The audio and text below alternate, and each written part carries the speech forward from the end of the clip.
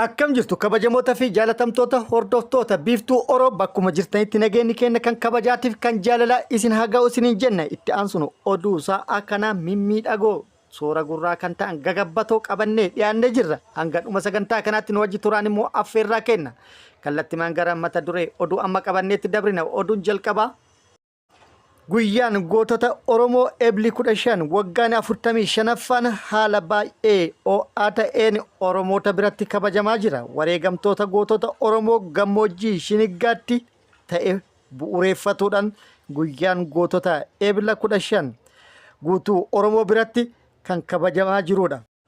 Dabalata oduu kana qabna isiniin geenna. Oduun itti aanu mootummaan Itoophiyaa piroojeektii misooma koriidarii jedhamu hatantamaan akka dhaabu Amnestiin gaafatee jira. Dabalata oduu kanallee isiniin geenna. Oduun itti aanu oduu oolmaa Oromiyaati. Oduu oolmaa Oromiyaatti lolli loltoota mootummaatii fi waraana bilisummaa Oromoo gidduutti Oromiyaa bakkoota garagaraatti gaggeeffamaa jiru cimee itti fufee jira. Lola bakkoota garagaraatti gaggeeffamaa jiru kanarrattis waraanni bilisummaa Oromoo bakkoota garagaraatti haleellaa loltoota mootummaa irratti raawwatuudhaan miidhaa guddaa irratti dhaqqabsiisaa akka jiruu fi injifannoo irratti argataa akka jiru beeksisee jira. Har'as waraanni bilisummaa Oromoo kabaja guyyaa gootota Oromoo cinatti haleellaa loltoota mootummaa irratti Oromiyaa bakkoota garagaraatti akka raawwate odeeffannoon nu gahee jira. Kibba Oromiyaatti akkasumas giddugala Oromiyaa fi lixa Oromiyaatti bakkoota garagaraatti haleellaa loltoota mootummaa irratti raawwateen miidhaa guddaa loltoota mootummaa irratti dhaqqabsiisu beeksisee jira.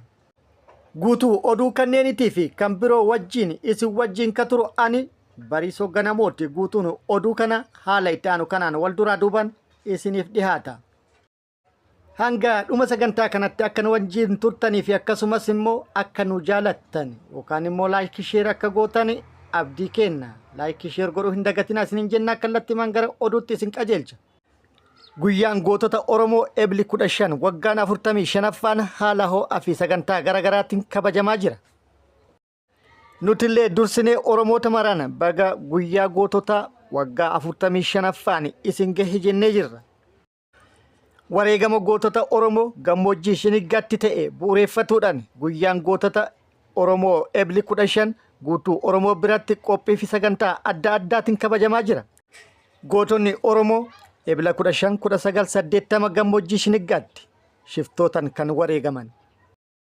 Ebla 15 gootonni Oromoo qabsoo bilisummaa Oromoo gaggeessaa turan yeroo sanitti meeshaa waraanaa yookaan qawwee barbaadaaf gara Somaalee osoo imalaa jiran shiftootaan to'annaa jala kan oolan yookaan kan qabaman. Erga qabamanii boodas amantaan adda qooduun ajjeesuuf murteeffamee ture. Muslimaa fi kiristaannis adda baha jechuudhaan gaafataman. Qabsoo Oromootiif jennee tokko taanee baane ammoo amantaan qoodamnee hin duunu jechuudhaan hin didan. Nuti Oromoodha addaan hin baanu walumaan waan taane taana jedhanii deebii deebisaniif du'a sodaatanii kaayyoo manaa bahaniifis osoo hin sharafin tokkummaadhaan tokko ta'anii walumaan wareegaman. Boolla tokkotti awwaalaman. Waan baay'ee nama gaddisiisu haala baay'ee nama gaddisiisuun shiftootaan lubbuun isaanii galaafatame. Isaanis hoogganaa waraanaa yeroo saniitii fi jaallani isaa wajjin tokkoffaa Magarsaa Barii, Jaal Gadaa Gammadaa, Jaal Muhee Abdoo, Abboomaa Mitikuu, Yiggazuu Bantii, Falmataa yookaan Caccabsaa, Faafan Dooyyoo, Irra'aan Qacalee, Marii Galaan, Dhaddachoo Boruu, Dhaddachoo Mul'ataa fa'aa yoo ta'an gootummaadhaan tokkummaadhaan kan wareegamanidha. Guyyaa wareegama isaanii kana bu'uureeffachuudhaan guyyaan gootota kora ABO lammaffaa bara 1984 gaggeeffameen booda Ebli 15 waggaa waggaan akka yaadatamu murtaa'ee hanga har'aa kabajamaa jira. Kun akkuma jirutti ta'ee hayyoonni Oromoo kabaja guyyaa goototaa kun kan hubannoo bal'aa uumuu fi dhaloonni irraa baratu ta'uu akka qabu sagantaa adda addaatii fi akkasumas qindaawaa ta'ee hubannoo bal'aa dhalootaaf uumuu akka qabus dhaamsa dabarsanii jiru. Walumaa galatti odeeffannoo dabalataa yeroo itti aanutti yookaan sagantaa itti aanutti qabannee dhufna. Oduun itti aanu mootummaan Itoophiyaa piroojeektii misooma kooriidarii hatantamaan akka dhaabu Amnestiin gaafatee jira. Amnesty International magaalaa Finfinnee fi naannoo biroottis mootummaan marii malee, beenyaa malee yookaan eegumsa seeraatiin malee buqqaa'insa dirqama bal'aa raawwataa jiraachuu eeruun mootummaan federaalaa Itoophiyaa piroojeektii misooma kooriidarii hatantamaan akka dhaabuu qabu gaafatee jira. Dhaabbatichi gabaasa isaatiin qorannoo gaggeesseen ji'a sadaasaa 2024 magaalaa Finfinnee kutaa magaalaa Boolee fi Lammii Kuraa keessatti namoonni 872 marii malee yookaan marii gahaa malee, beeksisa malee yookaan immoo beenyaa tokko malee akka buqqa'an mirkaneessuu ibsee jira. Kun immoo namoota fedhii isaaniitiin malee humnaan buqqisuudha jedhee jira.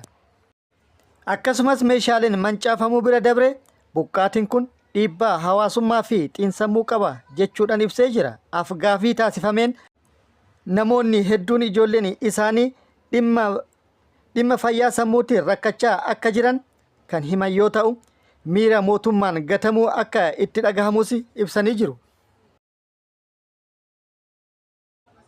Oduun itti aanu oduu oolmaa Oromiyaati. Oduu oolmaa Oromiyaati. Lolli loltoota mootummaatii fi waraana bilisummaa Oromoo gidduutti Oromiyaa bakkoota garaagaraatti deemaa jiru itti fufee jira. Har'as lixa Shaggar giddugala Oromiyaa kibba Oromiyaa bakkoota garaagaraatti cimee itti fufee jira. Lola bakkoota garaagaraatti deemaa jiru kanarrattis waraanni bilisummaa Oromoo loltoota mootummaa irratti haleellaa cimaa raawwataa akka jiruu fi injifannoo gugurdaa akka argataa jiru odeeffannoon bakkoota garaagaraa irraa nugaan ibsanii jiru. Haaluma kanaan waraanni bilisummaa Oromoo zoonii giddugala Oromiyaa bakkoota garaagaraatti haleellaa loltoota mootummaa irratti raawwatee jira. Haleellaa raawwatiinis injifannoo argatu odeeffannoon nugee ibsee jira. Haaluma kanaan Shawaa Bahaa Aanaa Fantaalletti haleellaa har'a Ebla 15/2025 kabaja guyyaa ayyaana goototaa cinatti raawwateen loltoota mootummaa irratti miidhaa guddaa kan lubbuutii fi kan qaamaa dhaqqabsiisu odeeffannoon nu gahee jira. Haleellaa raawwate kanaanis loltoota mootummaa hedduu madeessee hedduu immoo addunyaa kanarraa kan godaansise yoo ta'u, loltoota godaanan keessaa ajajaan 51 kan jiruu fi jaleen isaa hedduun wajjin godaanuu beekamee jira. Akkasumas meeshaalee waraanaa hedduus haleellaa raawwate kanaan irraa hiikkatuudhaan injifannoo gabbataa irratti argadhe jedhee jira. Haaluma wal fakkaatuun waraanni bilisummaa Oromoo zoonii kibba Oromiyaa Gujitti haleellaa loltoota mootummaa irratti guyyaa har'aa raawwateen injifannoo argatu odeeffannoon nu gahee jira. Ebla 15/2025 Gujii lixaa Aanaa Galaanaa magaalaa Giwee jedhamtutti waraanni bilisummaa Oromoo loltoota mootummaa irratti haleellaa guddaa raawwatuun miidhaa guddaa akka irratti dhaqqabsiise beekamee jira. Haleellaa aanaa kanatti bakka kanatti raawwate kanaan loltoota mootummaa hedduu addunyaa kanarraa godaansise hedduu madeesse kan kanarraa hafte gara naannoo kibbaatti akka baqachiise odeeffannoon achirraa nu ga'e ibsee jira.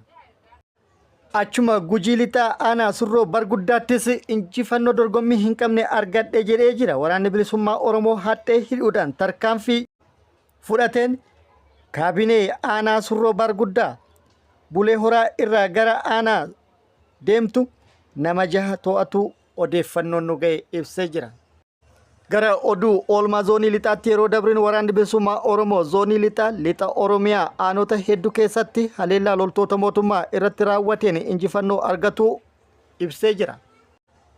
Lixa Oromiyaa aanaa Laaloo Assaabitti gandoota hedduutti haleellaa kan raawwate yoo ta'u, ganda Garjoo Liiban jedhamuu fi ganda Arjoo bulchiinsa magaalaa Dongorootti haleellaa loltoota mootummaa irratti raawwate loltoota mootummaa irratti miidhaa qaamaa fi lubbuu akka dhaqqabsiise odeeffannoon achirraa nu gahe ibsee jira. Achuma lixa Oromiyaa aanaa Boojjii Birmajjii ganda Lataa Boobbinee jedhamutti kaampii waraana mootummaa tokko irratti haleellaa raawwateen kaampicha guutumaan guututti hojiin ala akka taasisee fi haleellaa raawwate kanaanis miidhaa guddaa loltoota mootummaa irratti akka dhaqqabsiisee fi loltoota mootummaa haleellarraa hafte immoo guutumaan guututti kaampicha keessaa yaasuudhaan akka baqachiise waraanni bilisummaa Oromoo himee jira. Akkasumas achuma lixa Oromiyaa aanaa Boojjii Coqorsaa bulchiinsa magaalaa Fiigattis haleellaa loltoota mootummaa irratti raawwate loltoota mootummaa irratti miidhaa guddaa akka dhaqqabsiise odeeffannoon nu ga'e ibsee jira. Haleellaa raawwate kanaan miidhaa qaamatiif kan lubbuu akka ta'ee fi akkasumas meeshaalee waraanaa akka irraa hiikkate ibsamee jira. Akkasumas achuma lixa Oromiyaa Sulula Fincaatti waraanni bilisummaa Oromoo qindoominaan waraana mootummaa irratti bakkoota garagaratti haleellaa qindaawaa raawwataa akka jiru odeeffannoon achirraa ba'e ibsee jira. Ebla 15,2025 Birgeediin Odaa Kaarratiif Birgeediin Sonsaa qindoominaan zoonii lixaa Horroo Guduruu Wallaggaa Sulula Fincaatti qindoominaan loltoota mootummaa irratti haleellaa qindaawaa raawwatuun miidhaa guddaa loltoota mootummaa irratti akka dhaqqabsiisan waraanni bilisummaa Oromoo beeksisee jira. Haleellaa raawwateen loltoota mootummaa hedduu addunyaa kanarraa godaansisee hedduu immoo akka madeesse kan harkaan qabeessa akka jiru akkasumas meeshaalee waraanaa hedduusa akka hiikame odeeffannoon gara sirraa nu ga'e ibsee jira. Akkasumas giddugala Oromiyaa Ada'aa Bargaa ganda Ejiree Naga'oo jedhamutti injifannoon addaa galmaa'uu odeeffannoon nu ga'e ibsee jira. Bakka kanattis haleellaan ajaa'ibaa raawwatamee injifannoon ajaa'ibaa argame jedhee jira. Walumaa galatti guutuu Oromiyaa keessatti haala jedhamuu danda'uun Oromiyaa bakkoota garagaratti haleellaan loltoota mootummaa irratti raawwatamaa jiru cimee kan itti fufe akka ta'ee fi haleellaa raawwatamaa jiru kanaanis manniin hidhaa iddoo azaaba ilmaan Oromoo ta'anis cabuudhaan hidhamtoonni hedduunis kan hiikaman akka ta'e odeeffannoon nu ga'ee jira. Irratti qindeeffannee yeroo itti aanutti kan dhufnu ta'a. Walumaa galatti guutuu odeeffannoo isiniin geenne kana dabalata isaallee qabanne yeroo itti aanutti kan dhufnu ta'a. Kabajamoota fi jaalatamtoota hordoftoota biiftuu Oroo oduu namaaf qabadhe kana hanga ammaa kana guutuu oduu wajjinis wajjin ka ture ani Bariisoo Ganamoota hanga yeroo itti aanutti deebinee wal agarrutti nageenyi Rabbii isiniif haa baay'atu. Nagatti nuu turaan hawwii kenna nagatti nuu tura.